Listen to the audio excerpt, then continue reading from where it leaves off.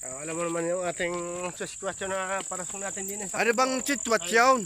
Ano bang sitwasyon? Sitwasyon. Sitwasyon din nga niya. Siyang parasong din kayo dun down. Yung kung ganun kahirap sa kadulas.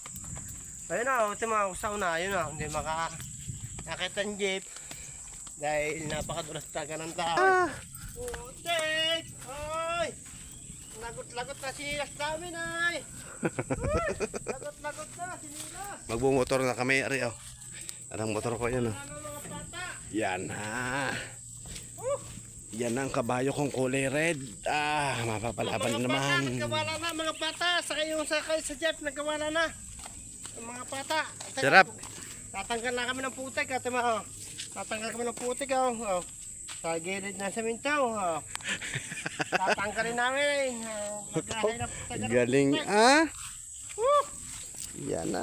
Pinakikita ko lang sa malkot para mapatunayan. Tingnan ko'y bagong buhay na at ako'y araw-araw na sa pindong gubat. Baka naman ikaw ay nagbagong estilo lang. Hindi, tagang totoo yan. Ay, bagong buhay. Oo, kahit pa itanong sa mga bata, gabi araw. Ano yung itatag ko sa iyo? Hindi naman. Kapisa na lang. Itatag ko sa iyo pag ipinaws, hindi na. Hindi na, ayos lang. Ay, sa akin na lang. Okay. Susay, para tayo makauwi. I love you, mahal. Ayaw para umuwi para may pinupuntahan pa yata din. Hindi, wala na.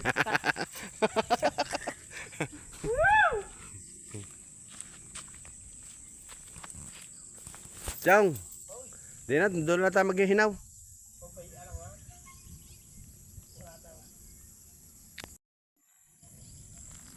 Ibig sabihin, Chong, hanggang dyan lang yung jeep na yan. Oo, papuntang Magallanes. Oo, ay sabi, may dual. Ay, kukunin niya, paakaw na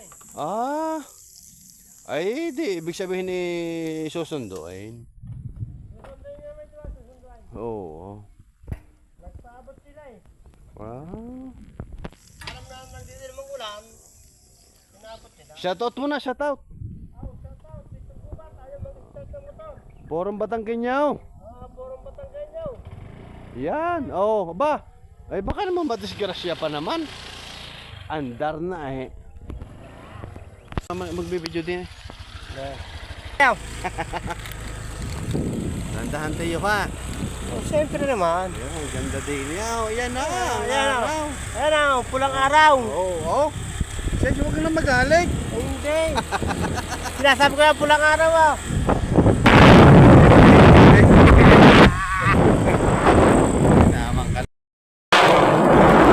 Ayaw ko sa kalagaya, bilis mo ba? Wala.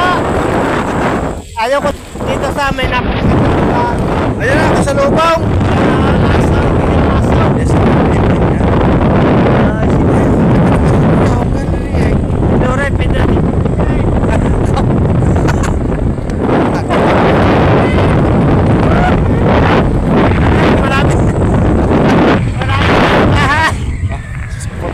Aray, titigilan namin.